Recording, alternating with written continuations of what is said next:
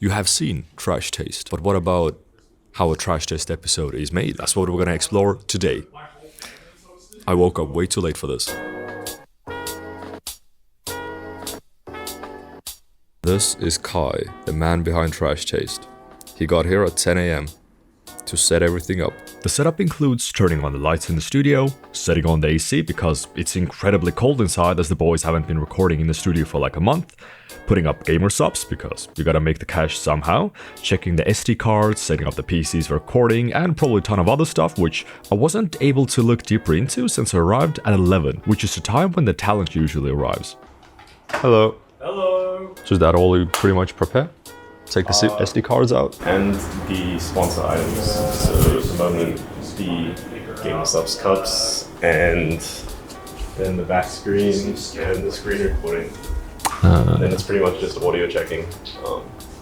But if there's a meeting on it, I usually just swap the broadcaster out for the After Dark mics, and then hook up this massive monitor over here. Then we just have our morning meetings. POV?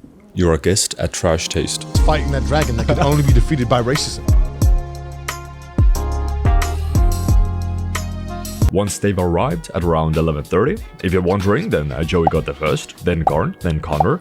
They have the morning meeting, planning for future Patreon episodes, full episodes, specials, and anything else you can think of. And also, this is Nabi. What do you do here? I help film stuff and manage the channel. Alright, I'll do a close-up shot. Okay.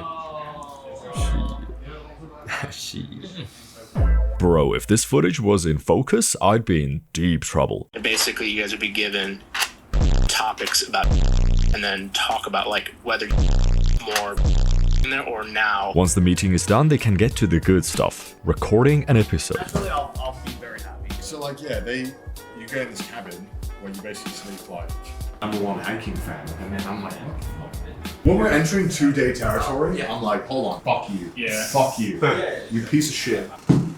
I guess I'm gonna name need to. Where are your vests? What's your excuse? Why are you not wearing vests? Because we're inside. I thought you were. This is Japan. One might look at this and be very disgusted at the cable management. But in my opinion, it is very Japanese. Just like with the electrical wires. You don't hide anything underground or hide away, because that's expensive, takes time. Instead, you just put them all in a visible spot. And whenever you need to do something, well, you don't need to dig underground or anywhere. You just take the cable and like plug it in, plug it out, add more on top. It's a simple solution for simple problems. What are you doing? I am sleeping. I know this country means like no. Currently, it's almost 1 PM, and Kai is starting the cameras, without the boys knowing. Usually it's 1 to 2 minutes before the boys realize the cameras are on and start recording. Who knows what happens in the first 2 minutes when they don't know the cameras are on? I mean, I know. Alright, ready? They just randomly started. Alright. Welcome back to another episode of Trash Taste. How you guys doing? It's been a week for you, but we just came back from Our Christmas holiday. I was gonna say summer vacation. I was like, wait, Yeah, summer vacation. It was summer vacation for me. It was summer vacation for me as well. Okay, well, wasn't for me. During the recording, Kai manages audio levels and writes down the topics of what they're talking about to easily access those files later. You do kind of feel like after a while. Oh! It's so good! I honestly don't know why I'm here even anymore. This is like a 2-hour session that they just started. After finishing, the talent just leaves, unless they have like ads to record, and Kai takes the SD cards from all the cameras and uploads the files to Drive. That's it.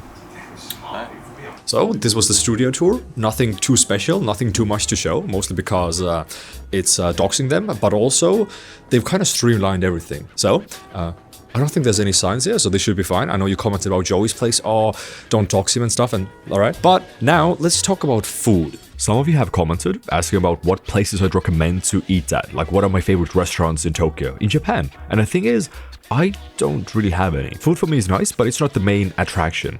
Plus, I'm living with somebody who can't eat any gluten, so I don't really visit anything out of the way myself.